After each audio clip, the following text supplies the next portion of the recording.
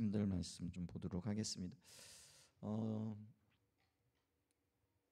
저녁 시간에 우리가 선교적 교회를 하고 못다한 부분들을 좀 살펴보는데 지금 선교적 교회 4번을 하고 있잖아요. 그래서 제가 근데 어디까지 했는지를 잘 파악을 못하기도 했고요. 그다음에 이제 그 살펴보지를 못해서 오늘 매일 성경 본문 좀 가지고 저녁 시간에 좀 나눴으면 좋겠습니다. 역대하 11장 1절로 23절 말씀인데요. 조금 길기는 하지만 오늘 본문 말씀이기도 하니까 좀 같이 교독하도록 하겠습니다. 역대하 11장 1절로 23절 말씀. 르호보암이 예루살렘에 이르러 유다와 베냐민 족속을 모으니 택한 용사가 18만 명이라. 이스라엘과 싸워 나라를 회복하여 르호보암에게 돌리려 하더니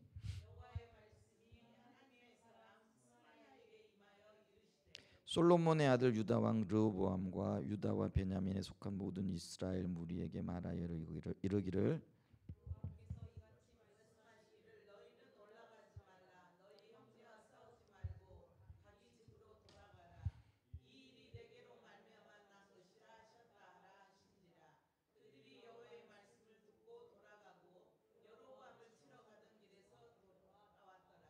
르호보암이 예루살렘에 살면서 유다 땅에 방비하는 성읍들을 건축하였으니 벳술과 소고와 아둘람과 아도라임과 라기스와 아세가와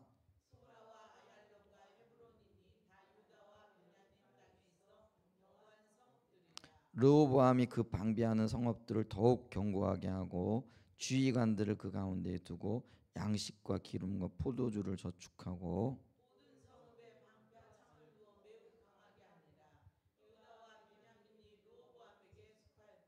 온 이스라엘의 제사장들과 레위 사람들이 그들의 모든 지방에서부터 르호보암에게 돌아오되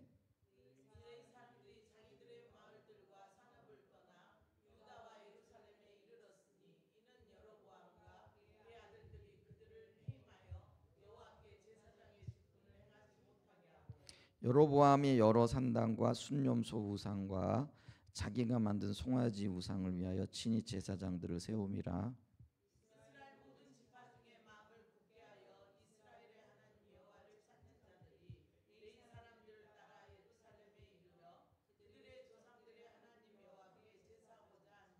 그러므로 3년 동안 유다 나라를 도와 솔로몬의 아들 르호보암을 강성하게 하였으니 이는 무리가 3년 동안을 다윗과 솔로몬의 길로 행하였음이더라.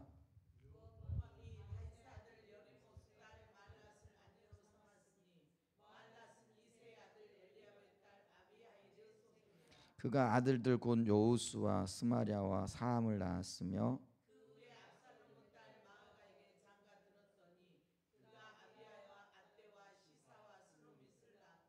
르호보암은 아내 18명과 첩 60명을 거느려 아들 28명과 딸 60명을 낳았으나 아살롬의 딸 마아가를 모든 처첩보다 더 사랑하여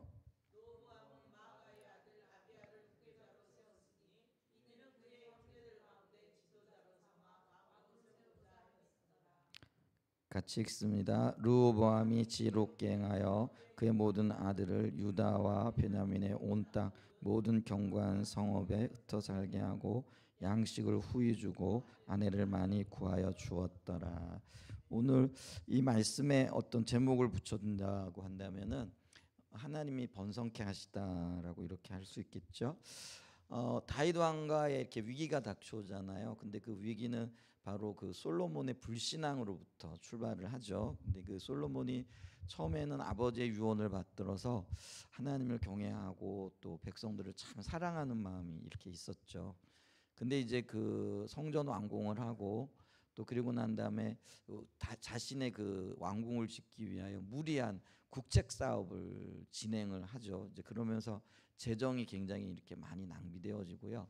이제 그러다 보니까 이 재정을 충당하기 위해서 백성들에게 이렇게 무거운 세금을 이렇게 물리게 되어지고 백성들의 어떤 탄원이나 이런 것들에 대해서 고의적으로 어떤 면에서 눈을 감게 되어지는 이제 그런 일이 생기게 되어지죠. 또 그러면서 또 하나는 이 솔로몬이 처첩들을 많이 들이죠. 그래서 하나님을 경외하기보다는 주변 왕국들과 정략 결혼을 하게 되어지죠. 그래서 이 솔로몬이 그 왕궁과 후궁을 합쳐서 1,000명이 넘는 이제 그런 여인들을 이제 거느리게 되어지는데, 근데 그 여인들이 대부분 주변에 있었던 어떤 부족들, 나라들, 뭐 대표적인 나라는 애굽도 되어지겠고요.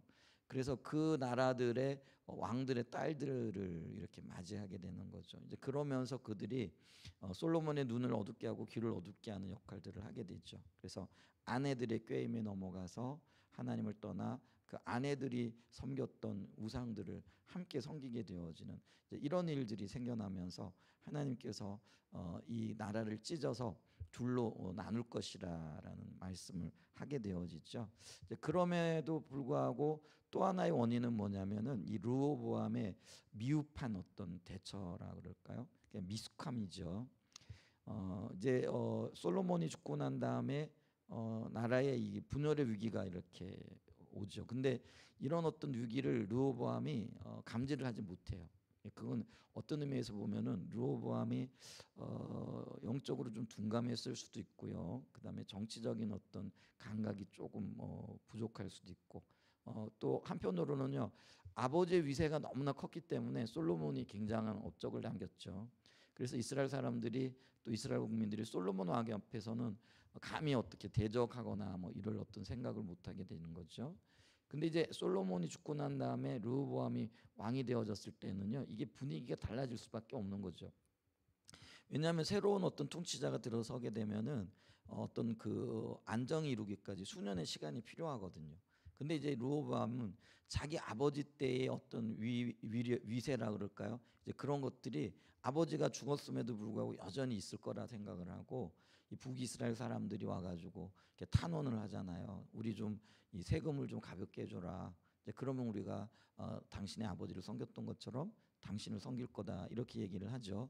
근데 이때 이제 정치적인 감각이 없었던 이 르호보암이 아버지 때 함께 섬겼던 어떤 면에서는 좀 연로하면서도 지혜로웠던 신하들의 어떤 조언을 듣지 아니하고 자기와 함께 자랐던 젊은 사람들의 조언을 듣는 거죠. 근데 그 젊은 사람들이 뭐라고 조언을 하느냐면은 아주 그것도 웃겨요. 그리고 어떤 면에서는 편안하게 자란, 쉽게 얘기하면 오늘날 왜 재벌 2세들이 아버지의 어떤 재산을 믿고 아무것도 모르면서 능력도 없으면서 어떤 자기의 어떤 위신만 내세우고 어떤 군림하려고 하는 그런 어떤 태도들과 자세들이 이렇게 있었죠. 그러니까 르호보암과 함께 자랐던 젊은 그 친구들이 대부분 그런 사람들이었다라는 거죠. 그러니까 그들이 뭐라고 조언을 하느냐면요, 아버지의 허리가 내 새끼 손가락보다 얇다라는 거죠. 그러니까 나는 너희들을, 아버지는 너희들을 그래도 좋게 대했지만 나는 너희들을 정갈과 채찍으로 대하리라, 뭐 이런 어떤 말도 안 되는 소리를 하게 되는 거죠. 근데 물론 이게 하나님으로부터 왔을 수 있고요, 어떤 면에서는 하나님께서 작정하신 일이기 때문에 르호보암이 하나님의 지혜를 입지 못하는 거죠. 그러니까 하나님의 지혜를 주시면은요, 만약에 르호보암이 하나님 앞에 바른 자세와 태도를 가지고 있었다라고 한다면은 하나님은 그 우리의 연약함을 돌보시고 기회를 다시 주시는 분이잖아요. 그래서 르호보암이 아마도 겸비한 자세를 가지고 그 아버지의 길을 따르지 아니하고 하나님을 경외하는 자리에 섰더라면 하나님께서 그에게 지혜를 주셨을 거예요. 근데 그런 마음이 전혀 없는 거죠. 그러니까 이제 르호보암이 이 아버지와 똑같은 고압적인 자세를 가지고 이스라엘 백성들을 대하게 되어지죠. 그러면서 이제 나라가 둘로 나뉘게 되어지는, 다윗 왕가의 어떤 면에서는 굉장한 위기죠. 하나님께서 다윗 왕에게 허락하셨던 내 나라가 영원하리라. 물론 이건 예수 그리스도 안에서 성취되어질 예언의 말씀이기도 하지만은 어떤 면에서는 다윗의 후손들에게 하나님께서 은혜를 베푸시겠다. 이걸 우리가 다윗 언약이라 이렇게 얘기를 하거든요. 근데 이 다윗 언약이 엄연히 살아 있는데도 불구하고 지혜롭지 못한, 그러니까 끝까지 신앙을 지키지 못했던 솔로몬과, 그리고 어떤 면에서는 솔로몬의 어떤 그 위압적인 태도와 자세를 보고 자랐던 아들 르호보암의 합작품이 바로 왕국의 분열이라 이렇게 볼 수가 있는 거죠. 그래서 나라가 두 왕국으로 나뉘어지는데 이제 베냐민 지파와 유다 지파를 제외했던 나머지 10지파는 이 그 여로보암을 따르게 되어지는 거죠. 그래서 이제 그게 사마리아를 중심으로 북쪽에 있었기 때문에 북왕국 이스라엘이라 이렇게 얘기를 하고요. 그다음에 유다와 베냐민 지파는 남쪽에 있었고요. 그래도 이제 베냐민 지파는 그 역사적으로 보게 되면은 어떤 의미에서건 베냐민 지파가 초대 왕을 배출했던 지파잖아요. 그러면서 그 왕위를 빼앗아간 게 다윗이에요. 그러면 어떤 면에서 이게 원수가 되어져야 될 거거든요. 가문으로 보거나 지파의 어떤 특성을 보게 되어졌을 때, 근데 특이하게도요, 이 베냐민 지파만이 끝까지 그 유다 지파와 함께 그 유다 왕국을 떠받치는 두 기둥이 되어졌던 것들을 이렇게 보게 되죠. 뭐 그것도 하나님의 은혜였던 것 같아요. 그래도 다윗을 생각하셔서 하나님께서 유다 족속들을 이렇게 외롭게 하지 않으시고 또 다윗 왕을 이렇게 지지하는 베냐민 지파들을 통해서 그나마 이제 나라가 이어지게 되어지는데요. 이제 이런 위기를 겪게 되어지니까 오늘 이제 말씀처럼 르호보암이 그 돌에 맞아 죽을 뻔하잖아요. 이제 그러면서 급히 예루살렘으로 돌아와 가지고 씩씩거리는 거죠.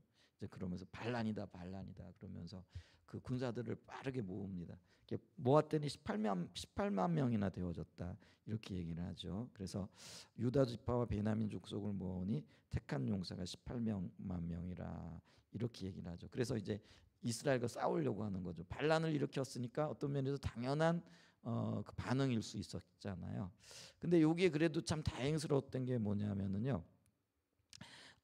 전쟁을 하러 나가서 또 자기 동족과 싸우려고 하는 이렇게 내전이죠. 싸우려고 하는 시도를 했는데 여기 보면 여호와의 말씀이 하나님의 사람 스마야에게 임하여 그래서 선지자 스마야에게 임했다라는 거죠. 이제 그러면서 솔로몬의 아들 유다 왕 르호보암과 유다와 베냐민에 속한 모든 이스라엘 무리에게 말하여 이르기를 여호와께서 이같이 말씀하시기를 너희는 올라가지 말아라 싸우러 나가지 말아라 너희 형제와 싸우지 말고 각기 집으로 돌아가라 이 일이 내게로 말미암아 난 것이라 하셨다라 하신지라. 이게 이제 하나님의 의도가 뜻인 거죠. 그러니까 하나님의 의도와 뜻이라기보다는요 하나님의 말씀에 불순종했던 솔로몬과 무지하고 어떤 면에서는 미숙했던 르호보암에게 내리는 하나님의 징계의 성격이 강하다라는 거죠. 근데 하나님께서 이 일을 허락하셨기 때문에 나라가 나뉘어졌다라는 거죠. 그러니까 올라갈 거 없다라는 거죠. 근데 그나마 그래도 르호보암과 이 유다 지파와 베냐민 지파가요 이 말씀을 듣는 거죠. 다행인 거죠. 만약에 이들이 안 듣고 올라갔다 아마 처참하게 깨졌을 거예요. 우리가 알고 있듯이 우리가 그 가나안 땅을 정탐했던 12명의 그 정탐꾼들이 모세에게 이런 보고를 하잖아요. 10명은 부정적인 보고를 하죠. 그 땅이 적과 꿀을 흐르는 땅이 맞다. 근데 그 땅은 아낙 자손을 비롯한 장대한 사람들이 지키고 있는 땅이기 때문에 우리는 올라가지 못한다. 못 들어간다. 우리는 그들 앞에 메뚜기 떼와 같다. 이렇게 얘기를 하죠. 이제 그랬더니 이제 갈렙과 여호수아는 뭐라고 얘기를 하느냐면 아니다. 하나님께서 우리에게 말씀하셨고 약속하셨으니까 저들이 우리의 밥이다. 그러니까 우리가 올라가면 이긴다. 근데 이제 이 이스라엘 백성들이 누구의 의견을 듣죠? 이 10지파 그러니까 10명의 그 정탐꾼들의 이야기를 듣는 거죠. 그러면 밤새도록 원망하고 모세를 원망하고 하나님을 원망하면서 우리 한 장관을 세웁시다. 그리고 애굽으로 돌아갑시다. 뭐 이렇게 하잖아요. 그랬더니 하나님께서 그곳에 임하셔가지고 뭐라고 말씀하시느냐면 너의 입술의 고백대로 내가 그대로 갚아줄게. 그래서 우리는 너무 약소하고 그리고 너무나 우리는 준비되어져 있지 않기 때문에 저 아낙 자손을 비롯한 가나안 7족속들을 도저히 견딜 수 없다, 싸울 수 없다. 뭐 이런 그런 이야기들이 그게 이제 불신앙의 표현이잖아요. 그랬더니 하나님께서 너희들을 그 광야로 돌아가게 할 것이고 그리고 너희들을 징계할 거다 이러니까요. 이제 그러고 난 다음에 그러면은 자기들이 하나님의 징계에 대해서 회개를 하거나 이래야 되잖아요. 근데 어떤 반응을 하느냐면은 그들이요. 그럼 우리가 군사를 모아가지고 올라가겠습니다. 이렇게 나오는 거예요. 근데 이제 그때 올라가지 말라라고 모세가 얘기를 하죠. 근데 올라갔어요. 어떤 결과가 나와요? 말 그대로 처참하게 깨지는 일들이 일어나게 되어지는 거죠. 또 웃기는 얘기예요. 가면 질 거라 그래 놓고 뭐예요? 또 올라가는 건 또 뭐예요?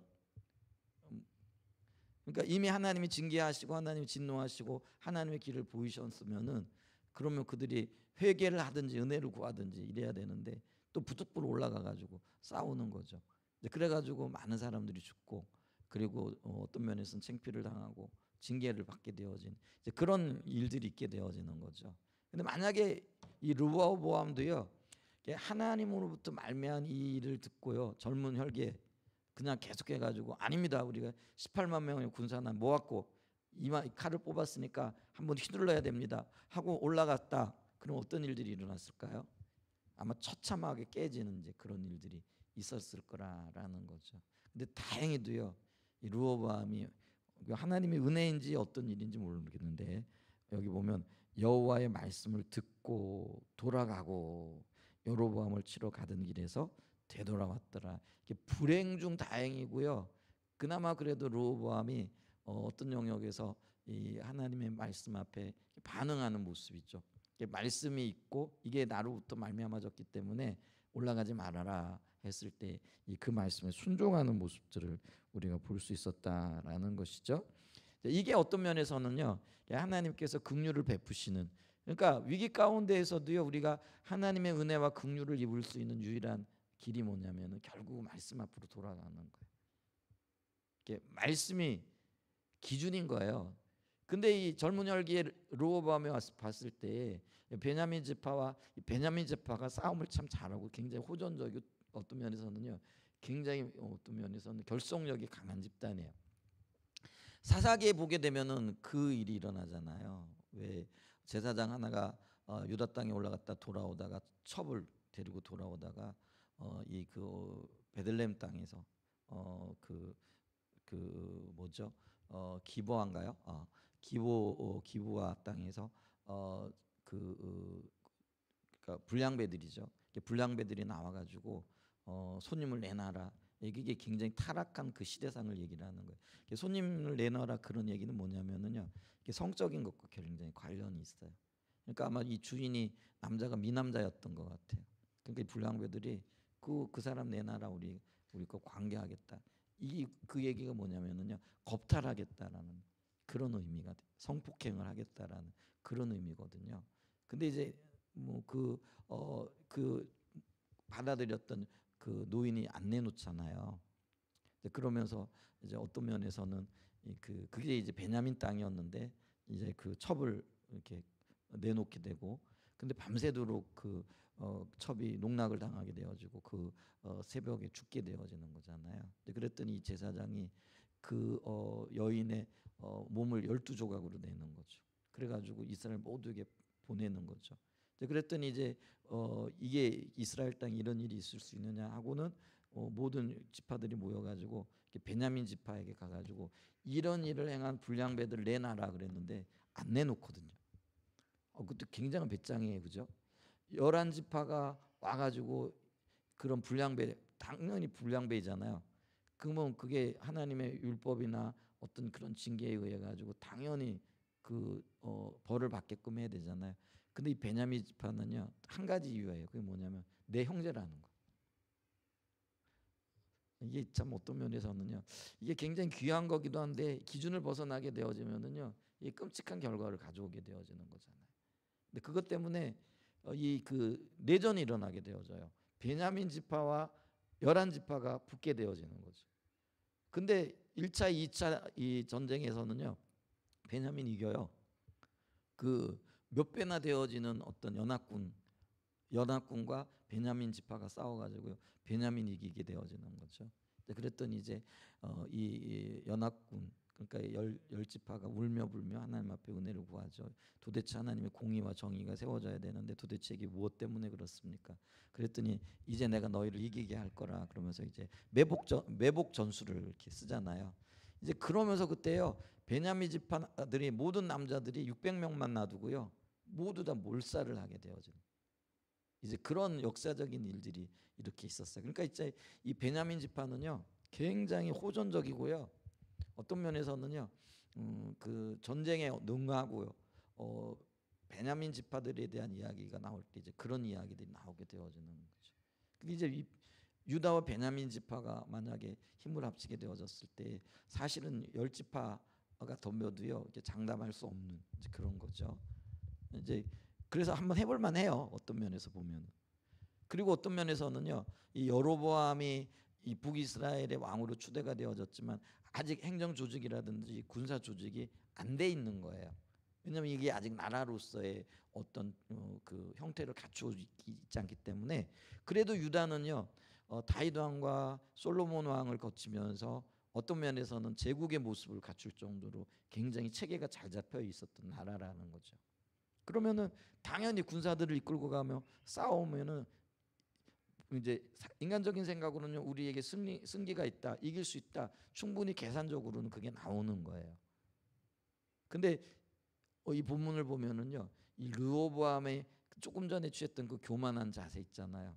하나님이 그 신하들을 보내고 또 이 그 겸손함 자리에 서기를 권면하는데도 불구하고 그 말이라고 하는 게 그거잖아요. 내 새끼 손가락이 아버지 허리보다 굵다. 이게 뭐 말이란 건 모르겠어요. 근데 그런 고압적인 자세를 취했던 르호보암인데 다행스럽게도요. 가던 길에서 돌이켰더라 말씀을 듣고. 이게 참 이게 은혜예요. 듣는 귀가 열렸고요. 또 그 말씀 앞에 순종하고자 하는 자세와 태도가 있었던 게 이게 너무나 큰 은혜. 만약에 그렇지 않았으면은요, 이 르호보암은 진짜 하나님의 징계 가운데서요 왕위를 아마 계속 유지할 수 없을 정도의 뭐 하나님은 은혜를 베푸셔서 다윗 왕가가 이어지게 하실겠지만 적어도 그가 르호보암은 아니었을 수도 있다라는 거죠. 그때서야 이렇게 깨닫게 되어지는 어떤 일들이 있었어요. 그러면서 초기에 르호보암 왕 때에 유다가 다시 번성하게 되어지는 계기를 마련하게 되어지는 거죠. 이게 르호보암뿐만 아니라요. 우리의 생애와 삶 가운데에서 우리의 삶이 번성케 되어지고 하나님의 은혜가 흐르게 되어지는 첫 번째 걸음이 뭐냐면요. 말씀에 대한 올바른 반응이 되어져야 된다는 거죠. 그래서 주님이 우리에게 어떤 말씀을 하시든지 내 생각과 내 어떤 견해와는 다르다라는 거죠. 하나님의 기준을 말씀하시면 우리는 그 기준 앞에 맞춰가야 되는 거예요. 그게 우리의 할 일이라는 거죠. 제가 자주자주 말씀하잖아요. 주님이 구름 기둥을 띄우시고 불 기둥을 띄우시고 그 밑으로 들어오라고 한다라는 거예요. 근데 이 구름 기둥과 불 기둥이 주님의 임재를 얘기하고요. 또 다른 말로 하면 하나님의 기준을 얘기한다라는 거죠.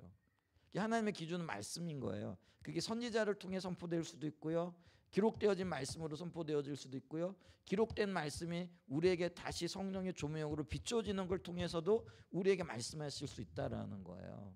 그러면 이 말씀이 선포되어질 때 말씀이 그러하기 때문에 우리는 내 생각과 내 계획과 내 뜻을 내려놔야 된다라는 거예요. 내가 전쟁을 하러 나가면 이길 수 있을 것 같아. 근데 말씀 가지 말라는 거예요. 그럼 어떻게 되는 거예요? 멈춰야 되는 거예요. 내가 어떤 일을 하면은 성과를 거둘 수 있을 것 같고 내가 이렇게 하게 되어지면은 좋은 열매들을 맺을 수 있을 것 같은 그런 생각이 든다라고 할지라도 기막히게 좋은 계획이 있다라고 할지라도요 말씀이 아니라고 하면 멈춰야 된다라는 거예요. 이게 부활의 신호탄입니다. 이게 부흥의 첫걸음이라 이렇게 얘기할 수 있다라는 거죠. 근데 다행스럽게요 르호보암이 그걸 합니다. 그래서 르호보암 다윗의 분열된 나라가 다시 안정을 이루고 르호보암이 다시 이렇게 번성할 수 있게 되어졌던 첫 번째가 말씀 앞에 순종하는 거라는 거예요. 그게 절실하게 필요하고요. 오늘 이제 우리 역대하 11장을 통해서 볼 수 있는 말이고요. 그다음에 이제 5절 이하에는 뭐냐면은요.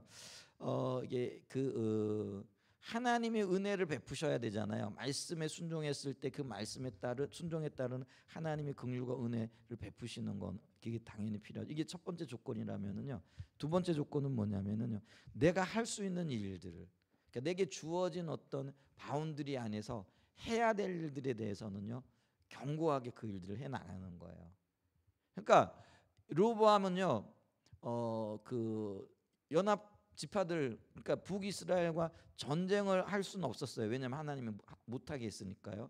근데 자기에게 허락되어진 유다와 그리고 베냐민 땅에서는요 해야 할 일이 있는 거고 할 수 있는 일들이 있었다라는 거죠. 그 일들이 뭐냐면은요 전쟁에 대비하고 또 있게 되어질 어떤 일들에 대비하는 일들이었어요. 그러니까 있잖아요. 갑자기 솔로몬이 제국에 가까운 어떤 나라를 이루고 있다가 갑자기 두 나라가 딱 이렇게 나누어지게 되어지면은요. 어떤 일들이 일어날 수 있느냐면은요. 이게 솔로몬 때의 숙적이라고 할 수 있는 애굽이 있어요. 호시탐탐 이 이스라엘을 노리고 있었거든요. 그때 이제 그때 왕이 시삭이다. 애굽 왕 시삭이다 이렇게 얘기를 했어요.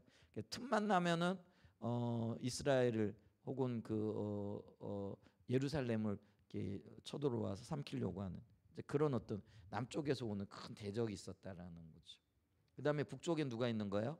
북이스라엘이 이렇게 막 나뉘게 되어지면서 이제 어떤 면에서는 그 북이스라엘 왕이 여로보암이잖아요.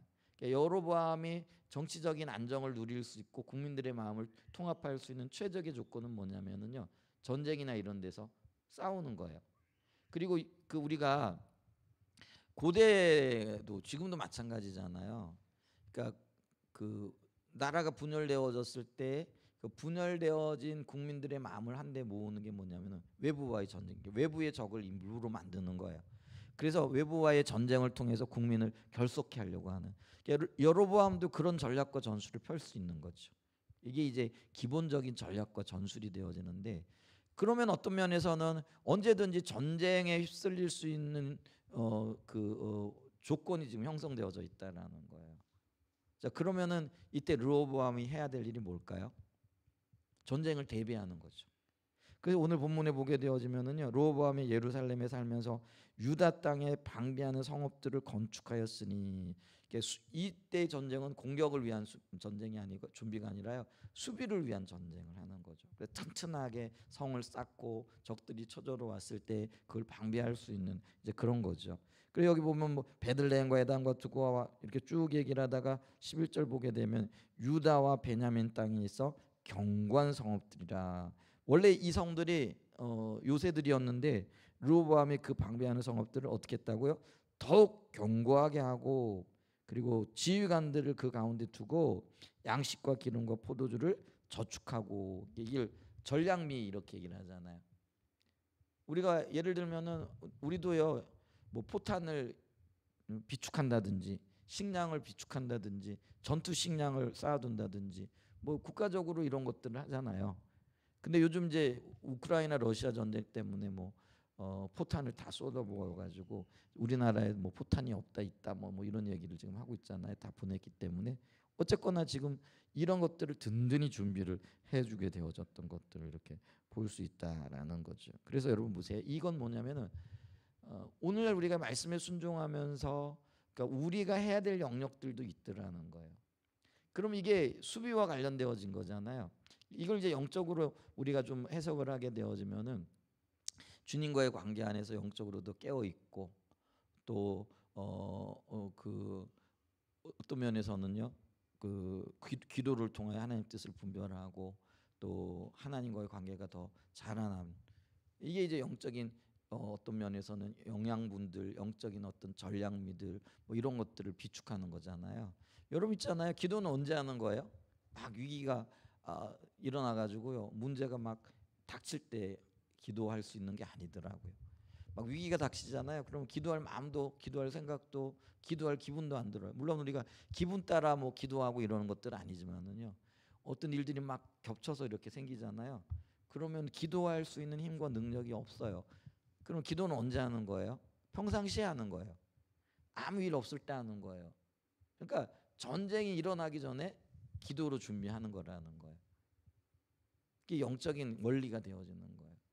그러니까 우리가 아무 일 없다 평안하다 이럴 때가 바로 진짜 지금이 기도해야 될 때라는 거죠.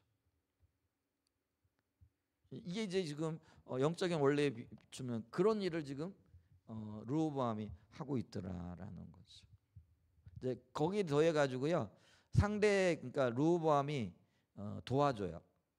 뭘 도와주느냐면은 이 르호보암은요 늘 불안한 거예요. 왜냐하면 예루살렘에 성전이 있고 이 이스라엘은 뭐 남왕국이 되어졌던 북왕국이 되어졌던 하나님의 언약 위에 세워진 저기 나라잖아요. 그러니까 그들의 마음에는 늘 여호와 신앙이 있는 거죠. 근데 여호와 신앙의 중심지가 예루살렘이잖아요. 왜냐하면 거기서 성전이 있으니까. 그러니까 이 여로보암이 왕이 되어졌음에도 불구하고 이게 불안한 거예요. 왜냐하면 언제든지 이 신앙적인 이유들 때문에 자기 백성들이 자기를 배반하고 예루살렘으로 가서 예배드리면서 또 예루살렘에 가게 되어지면 르호보암의 어떤 영향을 받게 되어질 거고, 그러면 나를 떠날 거라는 그런 불안감이 있는 거죠. 이 여로보암이 하나님으로부터 세움을 받았던 사람이잖아요. 하나님 택하신 그릇이거든요. 그러면 택함 받은 사람으로서 하나님의 의도를 잘 따르고 말씀에 순종하고 그리고 하나님의 신앙을 잘 지키면은요, 그를 번성케 하셨을 건데 여로보암이요, 이런 불안함이 있는 거예요. 그러니까 그들은 어떻게 하느냐면요, 딱 국경을 딱 차단하고, 오늘날 미국이 왜 국경 차단하고 우리 이민 안 된다, 뭐 안 된다, 뭐 비자 안 내준다. 그래서 이번에 비자 문제 때문에 한국도 굉장히 공경을 겪었잖아요. 그런 정책을 펴놓은 거예요. 그러면서 예루살렘으로 못 간다. 그랬더니 그럼 우리가 어떻게 하란 말이냐? 그럼 내가 베델과 단에 내가 단을 만들게. 그리고 거기다가 이제 금송아지 형상을 만들어 가지고 이게 여호와니까 이 신 앞에 뭐 하라. 그러면서 그게 우상을 조장케 되어지는 그런 일들이 있게 되어지는 거죠. 그러면서 또 어떤 일들이 일어났어요? 이제 우상을 숭배하는데 이제 그 레위 지파 사람들이 협력을 할 리가 없잖아요. 그러니까 그들이 그곳에서 제사장 우리 못 하겠다 그랬더니, 그래? 너 그러면 제사장 하지 마. 제사장을 해임하고요. 여기 보면은요, 그 14절 이하 보면 레위 사람들이 자기들의 마을들과 산업을 떠나 유다와 예루살렘에 이르렀으니, 그러니까 이게 국경 탈출을 했다라는 그런 의미예요. 근데 그렇게 했던 이유가 뭐냐면 여로보암과 그의 아들들이 그들을 해임하여, 그러니까 하나님 앞에 예배를 못 드리겠다라는 거예요. 그리고 또 뭐예요? 여호와께 제사장의 직분을 행하지 못하게 하고, 그러니까 직분, 제사장 직분을 못하겠다. 그러니까 예배가 폐해지고 직분이 폐해지게 되어지는. 그러면서 그들이 뭐예요? 여기 보면은요, 15절에 여로보암의 여러 산당과 수점초 우상과 자기가 만든 송아지 우상을 위하여 친히 제사장들을 세움이라. 그래서 마음대로 제사장들 세우고요. 근데 원래 제사장들은요, 레위 지파 가운데서 나오게끔 돼 있잖아요. 그리고 대제사장이나 이런 것들은 레위 지파 중에 아론의 후손을 통하여 세워지게끔 되어 있었다라는 거예요. 근데 이 모든 원칙과 원리들을 다 무시해 버리는 거죠. 근데 그렇게 무시했던 이유가 뭐냐면은요, 이 그 두려움 때문에 그래요. 자기가 왕이 되었는데 어느 때에 이 백성들이 하나님을 그리워하고 성전이 예루살렘에 있는데, 그래서 그곳에 가서 예배를 드리기 위하여 자기를 배신하고 배반하고 떠나갈 거라라는 그런 두려움이 있는 거예요. 근데 이게 참 그래요. 뭐 다윗에게도 약속이 있었다라고 한다면 여로보암에게도 약속이 있었거든요. 내가 나라를 찢어가지고 10조각을 너에게 주겠고, 그 얘기는 여로보암을 통한 하나님의 새로운 계획이 있다라는 걸 의미하거든요. 그럼 그가 그 말씀을 신뢰하고 그냥 그저 받았으니까 그냥 모든 것들을 이렇게 초연하게 혹은 하나님을 의뢰하고 섰으면 참 좋았을 텐데요. 근데 왕으로서 또 이렇게 권력을 가지고 또 어떤 면에서는 부를 이렇게 가지게 되어졌을 때요, 그런 것들을 잃어버릴까 싶은 이제 그런 어떤 불안한 마음이 있는 거죠. 이제 그러니까 이 레위 지파 계열의 후손들을 제사장 직분을 해임하고 예배 못 드리게 하고 베델과 단에 금송아지 신상 만들어 놓고 그곳에서 제사해라, 우상 숭배를 조장하게 되어지는 그런 일들이 일어나는 거예요. 구조적인 이런 일들이 일어나는 거예요. 근데 이런 일이 일어나게 되어지니까 오히려 그러면은 해임되어진 제사장들은 어떻게 할까요? 여기서 살 길이 없으니까 이제 어디로 내려가야 되는 거예요? 예루살렘으로 내려가게 되는 거예요. 이제 그러면서 경건한 무리들 있잖아요. 하나님을 사랑하는 무리들이 우리 우상 숭배 안 된다. 그럼 우리가 살 길이 뭐냐? 그러면 우리 예루살렘으로 내려가자.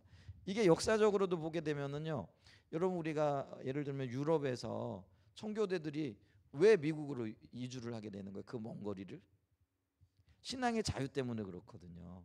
우리가 마음껏 하나님을 섬기고 마음껏 하나님을 예배하고 우리에게 비춰주신 하나님을 예배할 수 있도록 우리에게 자유를 달라는 거죠. 근데 이제 유럽에서는요 끊임없는 종교적인 어떤 소모전이 일어나잖아요. 예를 들면 100년 전쟁이라든지 30년 전쟁이라든지 뭐 이러면서 카톨릭에 의한 또 개신교 성도들을 향한 박해, 핍박 뭐 이런 것들이 끊임없이 일어나거든요. 그러니까 영국, 네덜란드, 뭐 이 프랑스 이런 곳에서요 이제 신앙의 자유를 찾아가지고 끊임없이 신대륙으로 가게 되어지는 거예요. 그래서 신대륙으로 가게 되어진 근본적인 원인 중에 이제 나중에는 돈을 쫓아가는 사람들도 생겨나지만 결국은 초창기에는 이게 신앙의 자유를 찾아가게 되어진 거죠. 그게 하나님을 사랑하는 사람들에 의해서 일어났던 일들이라는 거잖아요. 그러니까 이제 근데 북이스라엘에서요 이 종교 박해가 일어나는 거예요. 여호와 신앙을 고수하고 하나님만을 섬기려고 하는 사람들이 분명히 있었을 거라는 거죠. 그러니까 뭐 베델의 신상을 세워놓고 단의 신상을 세워놓고 거기서 예배드리라고 하지만은 하나님만을 섬기기를 원했던 사람들의 입장에서 이게 청천벽력이잖아요. 그러니까 어떻게 해야 되는 거예요? 우리가 살 길은 예루살렘으로 갈 수밖에 없다. 그러면서 레위 지파들과 함께 예루살렘으로 내려오는 거예요. 그러면 그들이 살 길은 뭐예요? 예루살렘으로 와가지고 신실하고 성실하게 르호보암의 정권 협력하는 거죠. 신앙적으로 그렇게 되어지는 거죠. 자, 16절 보세요. 이스라엘 모든 지파 중에 마음을 굳게 하여 이스라엘 하나님 여호와를 찾는 자들이 레위 사람들을 따라 예루살렘에 이르러 그들의 조상들의 하나님 여호와께 제사하고자 한지라. 그러므로 3년 동안 유다 나라를 도와 솔로몬의 아들 르호보암을 강성하게 하였으니 이는 무리가 3년 동안을 다윗과 솔로몬의 길로 행하였습니다. 이렇게 되는 거예요. 근데 그들이 내려와 가지고요. 그런 신앙의 어떤 그 순결 혹은 신앙의 정신을 가지고 내려왔으니 그들이 얼마나 뜨거웠겠어요. 그리고 그런 뜨거운 사람들이 내려오니까 주변에도 영향을 미쳤겠죠. 이제 그러면서 르호보암을 도와가지고요 나라가 강성케 되어지고 체제가 굳건해지고 또 이렇게 부가 임하게 되어진 그런 어떤 일들이 있었게 되어졌다라는 거죠.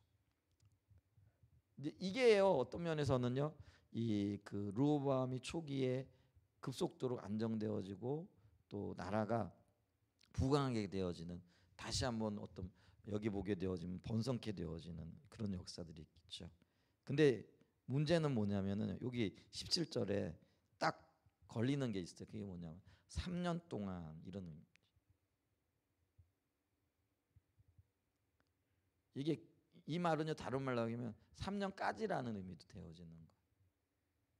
그러니까 우리가 참 사람이 참 약해요.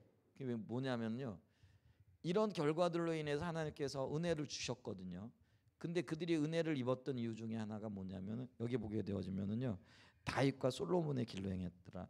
다윗의 길은 이해하는데 솔로몬의 길은 뭐냐면 솔로몬이 초창기에 아버지 다윗에 따라 가지고 주님을 찾았던 그 길을 얘기를 하는 거예요. 그 순수한 마음으로. 그랬더니 솔로몬이 세상에서 가장 지혜로운 사람으로서 온갖 부와 명예와 권세를 누리게 되어졌잖아요. 다윗은 말할 것도 없이. 그게 주님이 주셨던 은혜라는 거죠.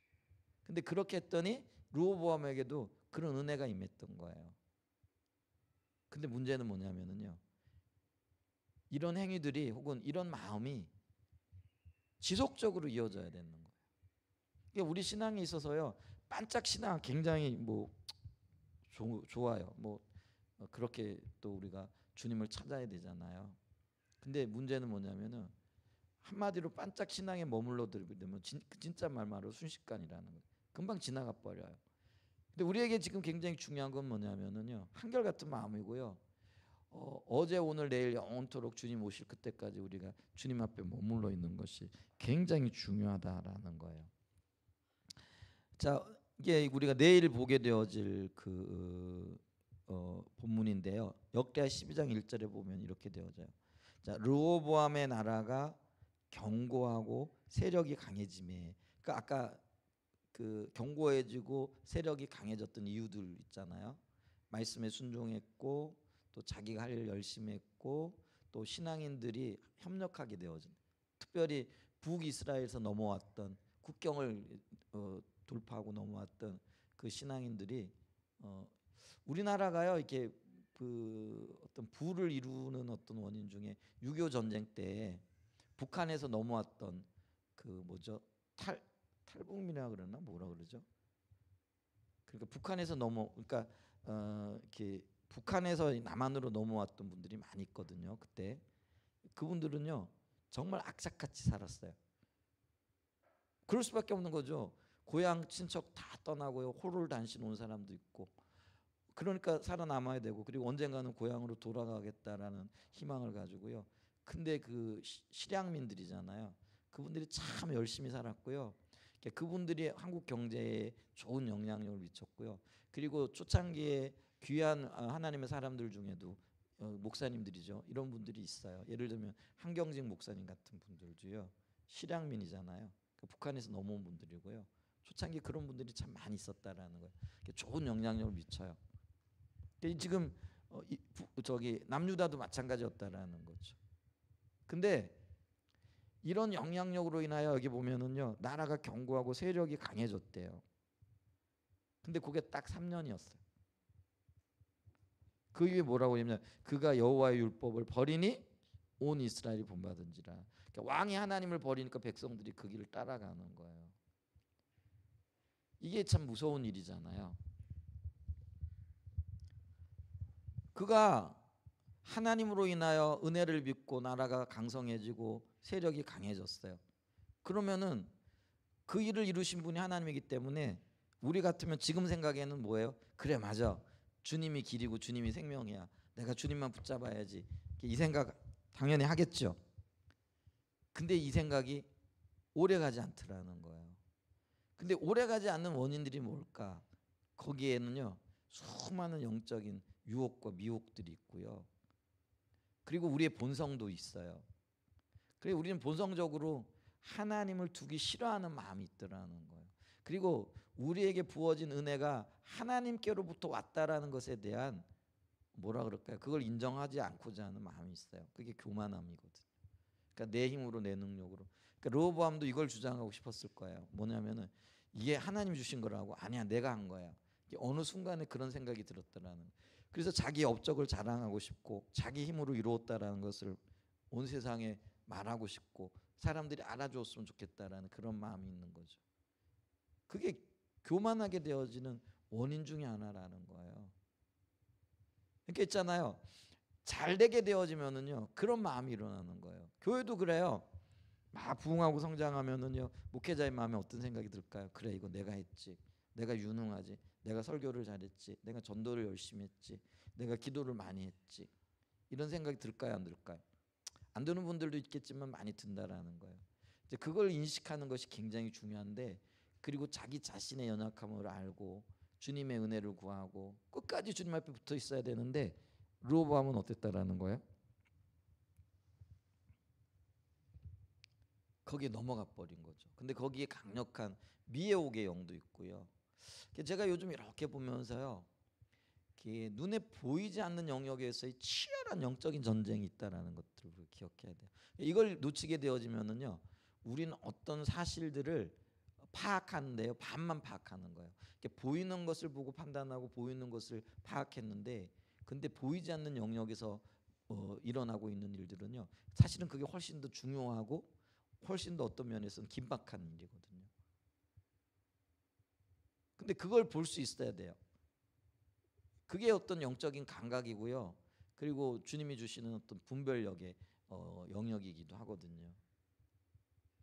근데 르호보암도요 서서히 이렇게 나라가 잘 되어가면서 안정되어지고 세력이 강해질 때요 이런 어떤 미혹들이 마치 아담과 하와를 유혹했던 그 사단의 어떤 마수가 뻗치는 것처럼 그에게도요 그런 어떤 마수들이 뻗치는 거죠. 그리고 자신의 선악과를 따먹는 거예요. 오늘 우리의 선악과는 뭐예요? 결국은 자기 중심적인 거잖아요. 내 힘과 내 능력으로 내가 원하고 내가 하고 싶은 어떤 것들, 나를 드러내고 싶은 것들, 이런 것들이 우리에게 선악과잖아요. 그러니까 선악과는요 개인에 따라 조금씩 다 다를 수 있어요. 결국은 자기가 자기 하나님 되고 자기를 높이려고 하고 자기를 드러내려고 하는 거죠. 근데 우리는 그걸 기억해야 돼요. 나는 철저하게 무능한 자라는 거예요.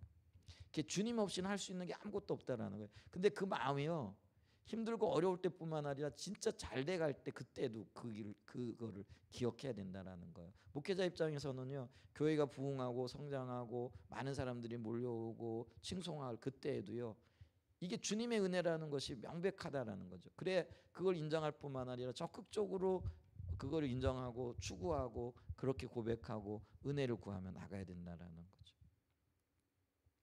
우리의 삶에 힘든 일이 있을 때는요, 오히려 주님 찾기가 쉬울 줄 몰라요. 근데 문제가 없어지고요, 모든 것들이 잘 돼가고요, 뭐 자녀들도 건강하고 뭐 아무 문제가 없고 이러면은요, 오히려 더 쉽게 이런 미혹이나 유혹에 넘어갈 그런 가능성이 있더라는 거죠. 하나님은 우리에게 평안과 생명을 주시기를 원하세요. 그게 지금 요 조그맣게 좀 표현해 주면은 르호보암 얼마나 건방져요, 그렇죠? 그런데도 하나님이 조그만 꼬투리가 있으면은요, 그 꼬투리를 보시고 그래 너 참 잘한다고 은혜를 주시는 거예요. 그게 르호보암이 번성할 수 있었던 이유라는 거죠. 성공할 수 있었던 이유예요. 우리 봤잖아요. 르호보암이 얼마나 어리석은지, 얼마나 상황 판단이 이게 지금 분위기가 어떻게 돌아가는, 정치적인 감각도 미숙하고요, 그 상황에 대처하는 능력도 사실은 굉장히 미숙한 거예요. 그게 르호보암의 본질이거든요. 그런데 그가 이토록 강력하고 세력이 강해지고 번성할 수 있었던 이유가 뭐라고요? 주님이 은혜를 베푸셨기 때문에 그렇거든요. 그럼 그걸 인식하고 끝까지 주님을 바라보고 말씀에 순종했던 것처럼 자신의 일을 묵묵히 해나가면서 그 할아버지 다윗처럼 그렇게 썼어야 되는데 그가 그걸 포기하는 거죠. 그 길을 못 가는 거예요. 아니 아버지 솔로몬을 더 닮았을지 모르겠어요. 솔로몬도 그렇죠. 초기에 치세 초기에는 하나님을 경외하다가 결국은 여러 가지 이유 때문에 주님을 떠나게 되는 거죠. 그러니까 오늘날 우리에게 가장 절박한 문제는 뭐냐면은요, 한결같은 마음이에요. 그게 우리가 주님 앞에서요 승리할 수 있는 유일한, 그리고 끝까지 주님 앞에 갈 수 있는 그런 어떤 비결이 되어진다고 할까요? 그래서 신앙의 본질에 서서 처음부터 끝까지 그렇게 주님을 줄기차게 따를 뿐만 아니라 우리 주님 앞에 서는 그날까지, 주님이 아니면 다시 오시는 그날까지, 두 가지 중에 하나겠죠. 뭐 우리 살아생전에 주님 오실 수도 있어요. 어쩌면 그런 일이 있을 수도 있을지 모르겠어요. 우리 다음 세대들은 그걸 그렇게 주님을 볼 수도 있을지 모르겠고요. 우리 중에 누군가는 살아서 주님을 만날 수 있는 분들도 있을 거예요. 그러니까 주님 우리에게 오시는 거예요. 근데 또 우리 중에 누구는 또 주님 먼저 부르실 수도 있고요. 이게 뭐 두 가지 경우겠죠. 그러니까 뭐 부르시든 오시든 상관없이 우리가 영광의 주님을 바라보면서 끝까지 주님을 바라봐야 돼요. 그러면 주님이 우리와 함께 하시는 거예요. 그 함께 하심이 바로 번성입니다. 평안이에요. 아멘. 그러니까 여러 가지 원인들을 우리가 살펴봤어요. 말씀에 순종도 하고 자기 일도 하고 또 신앙인들의 협력과 협조가 있기도 하고 이렇게 연합하고 협조하는 거죠. 근데 그 중에 가장 중요한 거는요, 이 모든 것들을 끝까지 붙잡고 나가는 거예요. 한결같은 마음으로. 근데 그게 쉽지 않다라는 거죠. 성경이 그걸 우리에게 가르쳐주고 있는 거예요. 수많은 믿음의 사람, 성경에 인물들이 한 3만 몇 명이 나온대요. 뭐 그런 것들 연구하는 분들도 있잖아요. 근데 대부분의 경우가 그 길을 못 가는 거예요. 끝까지. 바울도요, 본인은 끝까지 갔지만 바울과 협력했던 많은 동역자들이 그렇게 얘기하잖아요. 대만은 세상을 사랑하여 나를 떠나갔고, 뭐 데살로니가로 갔고, 누구는 뭐 갔고, 누구는 어떻게 해서 갔고, 뭐 이런 얘기를 하잖아요. 그러니까 그 얘기는 뭐냐면 지속적인 신앙생활을 하기가 참 쉽지 않다라는 거예요. 근데 우리에게 절실한 덕목이 뭐냐면요, 끝까지 지속적으로 주님을 찾아야 되는 거예요. 그게 오늘날에는요, 결국 믿음의 인내와 관련되어지는 거죠. 한결같은 마음. 그래서 주님의 안식과 평강, 번성의 삶이 지속적으로 이어질 수 있는 그런 은혜가 저와 여러분에게 있었으면 좋겠습니다. 그래서 주님 앞에 우리가 설 때 착하고 충성된 종이라 잘했다라고 칭찬받을 수 있는 이제 그런 일들이 있었으면 참 좋겠습니다. 아멘. 이제 그래서 여기 이 그 여로보암을 보면서도요, 한편으로 참 아쉬워요. 3년이 뭐예요? 3년이 요즘 표현 좀 그래요. 3년도 긴가요? 3년 뒤에 어쩌면은 충분히 하나님이 강하게 하시고 능력을 주시고 새롭게 하실 게 있거든요. 근데 긴 역사에 비하면 이게 뭐예요 도대체? 그렇잖아요. 한 사람의 생애를 봤을 때도 그렇고. 그러니까 저와 여러분들이 주님 앞에서 정말 끝까지 견디고 한결같은 마음을 가지고 그렇게 주님과 함께 동행하는 은혜가 있었으면 참 좋겠습니다. 아멘. 오늘 매일 성경 본문을 통해서 이 부분들을 좀 살펴봤습니다.